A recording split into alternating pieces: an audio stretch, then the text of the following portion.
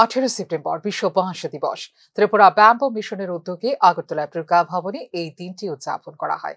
বাঁশের গুরুত্ব অপরিসীম। প্রধানমন্ত্রীর বার্তা ভোকাল ফর লোকালের উপর গুরুত্ব দিয়ে বাঁশের মাধ্যমে ত্রিপুরাকে বিশ্বের দরবারে প্রথম পর্যায়ে নিয়ে যাওয়া সম্ভব। এই অনুষ্ঠান উদ্বোধন করে এই কথাই বললেন শিল্প ও বাণিজ্য দপ্তরের মন্ত্রী শান্তনা চাকমা।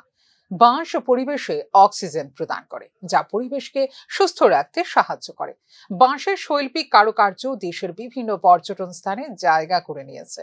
বাঁশ ত্রিপুরা রাজ্যের গ্রিন গোল্ডের খনি, বলেন অনুষ্ঠানের বিশেষ অতিথি রাজ্যের বনমন্ত্রী অনিমেষ দেববর্মা। অনুষ্ঠানে অন্যান্যদের মধ্যে উপস্থিত ছিলেন শিল্প ও বাণিজ্য দপ্তরের রাষ্ট্রমন্ত্রী বৃষকেতু দেববর্মা, ত্রিপুরা ব্যাম্বো মিশনের অধিকর্তা ডক্টর শৈলেশ কুমার যাদব সহ অন্যান্য উচ্চপদস্থ আধিকারিকরা। এন্টারপ্রেনিয়রকে জিজ্ঞেস করলাম, ভারতবর্ষে 25,000 কোটি টাকার বিজনেস অপরচুনিটি রয়েছে শুধু ব্যাম্বুর উপর। আর আপনারা এটা জানবেন যে ত্রিপুরায় নাকি সর্বোত্তম ব্যাম্বু এটা ত্রিপুরাতেই পাওয়া যায়। যদিও শৈলেশ বলেছেন এখানে যে চায়না থেকে আসছে, চায়নার বাঁশ এবং ত্রিপুরার বাঁশের মধ্যে অনেক পার্থক্য। আমাদেরকে মিষ্টি বাঁশ পাওয়া যায়, তিতা বাঁশ পাওয়া যায়। এই বাঁশকরুল যখন আমরা খাই অনেকটা কিন্তু মিষ্টি বাঁশকরুল আছে আর তিতাও আছে, একদম খেতে পারবেন না।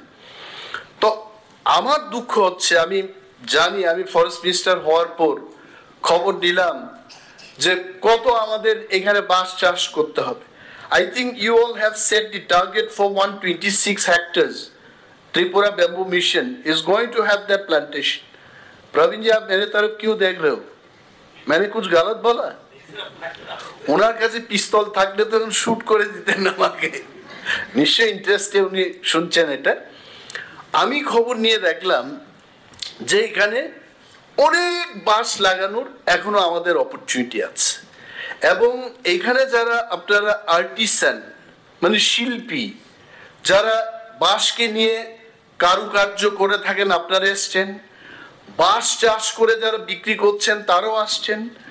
and this meeting is in fact the amalgamation of intellectual brain and the farmers and the artisans to share the knowledge যে আমরা এটা কিভাবে করতে পারি।